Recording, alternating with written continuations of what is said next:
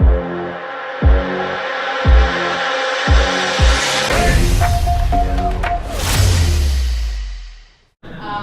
everybody, my name is Kaplan. As you know, I am one of the Trajectify coaches. I'm also a consultant. I'm essentially an outsourced COO and CPO. CPO stands for Chief People Officer. And I help companies and startups build all of their back office infrastructure. And what I find is there's a ton of coaching that goes along with that, which is why it was a natural next step to also join Trajectify and become a coach with them. Sounds like there's many of you who could use some of that as well, so please chat with Mike or myself and maybe we'll get a chance to work together. But in the meantime, and let me know if you can't hear me, we're going to be talking about how to level up your communication. There are a ton of ways that you can do this, so I'm only going to expound upon 3 of them. My intent for this is that you get at least one thing out of this today that you can bring back and work on with your team, your relationships, your personal, your professional life, and level up your communication, because it goes a really, really long way in achieving your goals. So we'll go over what those 3 things are going to be. The first is regarding trust, the second is clarity, and the third is structure. And what's been really interesting is that throughout this entire day, I've actually heard many of these themes already discussed. So I'm actually very excited that I get to bring this all together for you and give you some frameworks within which you can engage with some of these topics. So the first one that we're going to talk about, trust. 5 times a second at an unconscious level, your brain is scanning the environment around you and asking this question. Is it safe here, or is it dangerous? And where you heard this earlier today was in the flight or fight mode that we all know pretty well, the mammalian reptilian brain as they call it.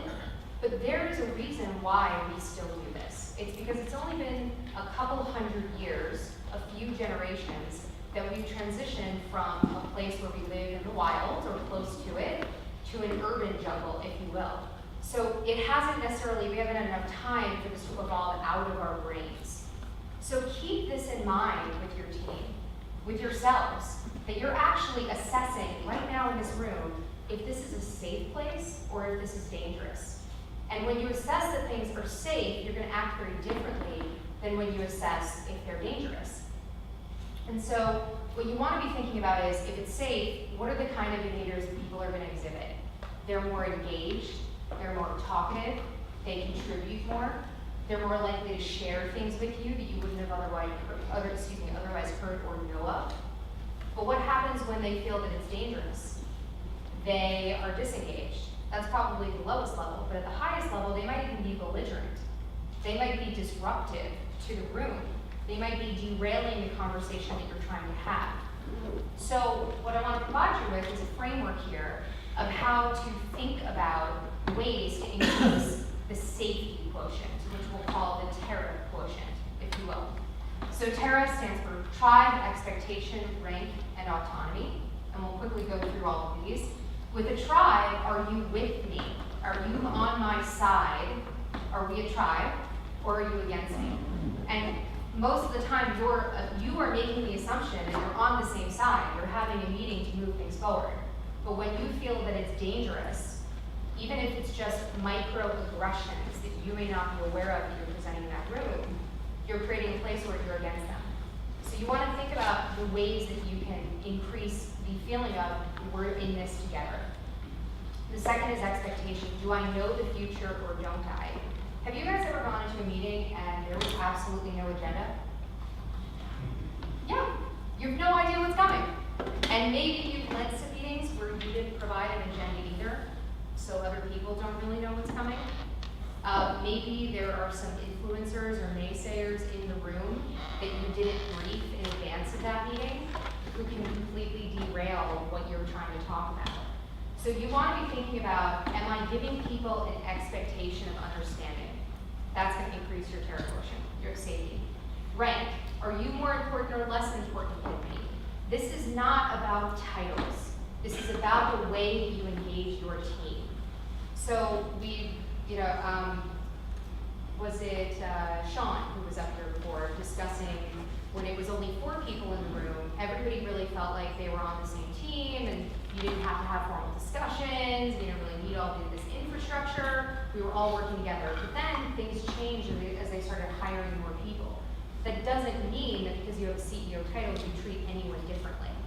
So be careful to make sure that you're not treating people differently. And that's how you increase rank across the board, regardless of your title. And last but not least is autonomy. Not everybody needs this. Some people need it more than others, but regardless, autonomy exists for a reason. In this case, it's do I get a say or don't I? Are you actually asking people on your team for their opinion? Right? And there's a thing that we all do where we ask people for their opinion when we really don't care about it or we don't want to hear it. You've got to find ways to change that. An exercise that I do with many of my clients is we're doing a brainstorming session with their team members. What we're attempting to do, the goal, is to take those people from complainers to problem solvers, right? Now, when you do that exercise, you typically feel like you already know the answer and you already know what you're going to implement. But the way that you can turn the dial on that and make it stickier and engaging and give people more autonomy is instead, when you're doing that brainstorming, you come up with criteria for viability of an idea. And every single idea that goes up there is rated on all of those factors of viability. And you only implement the ones that check off every box. And then it's not subjective, it's objective. And people will then feel that they have autonomy, that they actually have a say. Because it wasn't you telling them this is viable or not. This was the whole group agreeing that it meets all the criteria. And if you like an idea and it's pretty close to meeting all of it, then tell the room, brainstorm further on how you can get that to viability. And that's how you also can increase autonomy. So remember Tara. Now, the other part here, the second one, is about clarity. So has anyone ever asked you a question, what do you want? I'm sure you've had that question before. But then if they press you, what do you really want? The answer sometimes changes. Or you may not be willing to answer it because there's some fear there, some vulnerability that you have to provide to give them that answer. But this is extremely important when you're asking this question, because this question is actually just surface level. What you want is something that you would like to have. What you're actually trying to get at when you ask someone this question in your communication is what is the underlying need of the request that they're making of you. There are 9 universal needs, and there are many, many frameworks out there that you can use. Maslow's hierarchy of needs, this is just another one, but it's the one that we'll engage with today, of options that you can use to bucket an understanding of why a person's asking for this or asking you a question. So let's actually go through a couple of examples, and I'm going to actually ask the audience to contribute here. Can you talk to the VP for me? What do you think the need is here? The want is for you to do an action. Does anyone have an idea of which need this could be? Protection. I don't want to talk to you myself. That's a good one, yeah. Absolutely. Protection is what she said. I don't want to talk to them myself. I need you to protect me and do this. Is there another one that anyone can think of? Understanding. What does that mean for you? You have an idea, but you want this to be received by management. So you want to get your idea out, but you're afraid of getting it out. Yeah, absolutely. That also does play into, but yeah, understanding. Am I being clear, and can you translate it for me? 2 things come to mind. One is relationship. The other person may have a better relationship with them. Yep. And then the other person may have a better position in the company, so they have more influence on them. That is participation. And I saw one more hand, and then we'll go to the next question. No? Okay. So what you can see is we just came up with 3 different needs that this question could have actually been the underlying need for. So that makes you question, are you really understanding the need behind the questions that your team is asking of you? Get clarity. Ask them. Yeah, I'm happy to talk to the VP for you. Tell me what you'd like to get out of that. How can I be most helpful for you when I do that? Go deeper with them. That's actually a way of you being a coach to the people around you. The next question is, I need to leave early today. So this is a statement. Why do they need to leave early?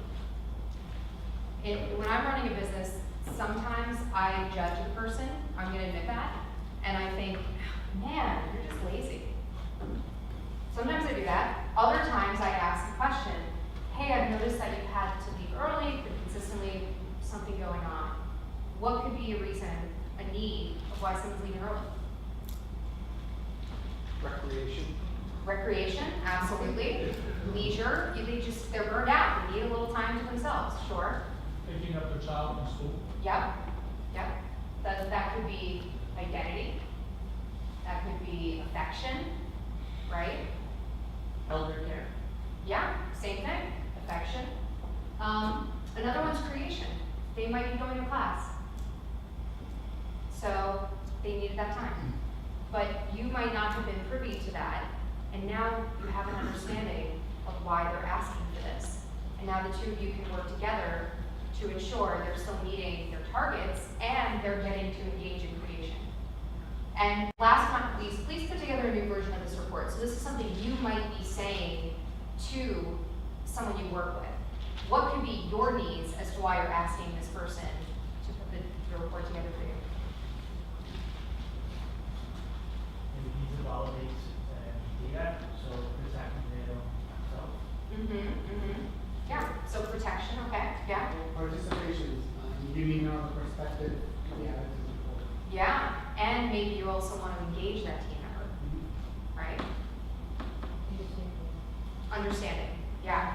This might be a way for your team members to get an understanding of what you're doing. So there are underlying needs in every request or question that's out there that you want to be thinking about. So go deeper is really the lesson here. Get clarity on what exactly is behind this person saying, I need this. If you use these frameworks, it's just a little bit easier for you to bucket those and have a deeper conversation with them. And then last but not least is structure. So every time that you say yes to something, you're actually saying no to something else. Maybe a lot of something else's. So there's two kinds of no's. There's a no of omission, what you're no longer going to be able to do or have access to do. And then there's the no of commission as to what you're actually saying yes to. And this is a funny thing for a lot of people, especially if you're running a business, a small business, a growing business, a startup, everybody's wearing a lot of hats. Your plate is probably really, really full. And you're wondering how you are going to possibly engage in this yes. You have to have a conversation about what it means to be saying yes to something, because you have to take into consideration a number of things. The first thing is, what's going to come off of your plate, right? If you have a full plate, you can't add more to it and still continue to be productive. So maybe the conversation centers around prioritization. All right, let's pull out my project list. Let's take a look at everything I'm working on. If I say yes to this, I have to say no to that. Which one is the higher priority? I'm okay with it so long as we have this conversation. The second might be thinking about the difference between good and great work. Good work is your job description. It's the stuff that you do on a regular basis that you have to get done to keep the business going. Great work is meaningful. It's impactful. It jazzes you up. You are excited about doing it and you can work on it for hours. If you're giving someone a project and you want them to say yes to it, and it's great work, that's a wonderful thing. That's very engaging for that person. But you gotta be candid about what you're saying yes to that comes off their plate, right? So here, you wanna think about, as Bear said, the destination also. That's the second piece of this, in that conversation of when I'm saying yes, what am I saying no to? What is the destination that we want to get to? How are we going to measure success? How are we going to set smart goals for this yes, and then map that out and work our way backwards? It's really, really important that you're having these conversations. You're going deeper. It's the kind of thing where you're in a team meeting and the CEO is spouting off a bunch of things that need to get done, and they write your name down. Have you guys ever done that? And you think that that is, you told the person to do that, and then the next meeting comes and they haven't worked on it. And the meeting after that comes and they haven't worked on it. And you're like, what are you doing? And you're judging this person. The issue is, and I will charge you with this, is you haven't had the conversation about what they're saying no to say yes to this. Because they might have other priorities from their direct manager or from the people around them to get other things done. So really important that you keep that in mind. Now, there are gonna be times when people say, hey, can you do this? And what's best here is to slow down before you say yes. So you can be curious and ask questions. Why are you asking me? Is one option. Another is, whom else on the team have you asked to do this? When you say this is urgent, what does that mean? This is actually a question that you should be answering yourselves whenever you're assigning work to someone. If you tell me this is urgent, then please tell me when you expect it, a date, a time. Don't just say urgent, that means nothing. It's meaningless. If I couldn't do all of it, but I could do part of it, what part would you have me do? That speaks to Mike's question of, are you doing the work that's your pay grade?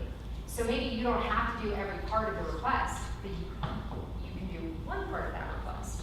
That is fulfilling for you, is great work for you, and is at your pay grade. And last, what do you want me to take off my plate so that I can do this? That is a cornerstone of successfully saying yes, and what else you're going to say no to. So what does full commitment to a yes look like? This is another framework that you can use, the 3 Ps. Projects, people, and patterns. So what projects do you have to abandon or postpone? Meetings you won't attend, resources that you have to divert to say yes to this. Another is the people, right? What expectations need to be managed and with whom. The drama triangle is something we probably won't have time to go into, but there are 3 types of people you can be. And you create that with people when you say yes to things that you shouldn't have, or when you say yes too quickly, or you haven't explored what you have to say no to. And what other relationships will you let wither?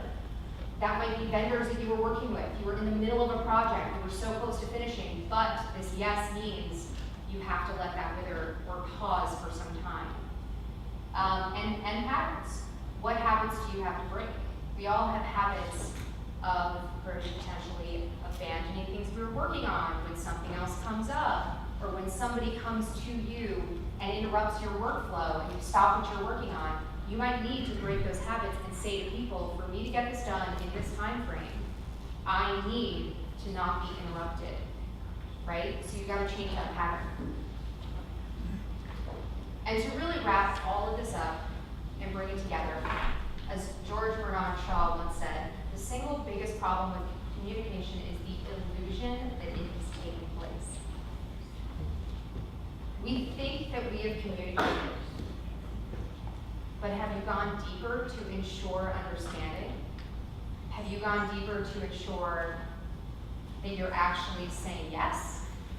It's really, really important that you think about that. Whenever you're talking to your colleagues, your partners, your personal, your professional life, communication is the #1 place where you have the ability to level up. So if we'll go back to the beginning, just for a little wrap up. Trust, getting that terror quotient up so that this feels like a safe environment for people instead of dangerous. Clarity, getting to the heart of the need that is driving your request. And last is structure. What are you saying no to every time you say yes? Thank you so much.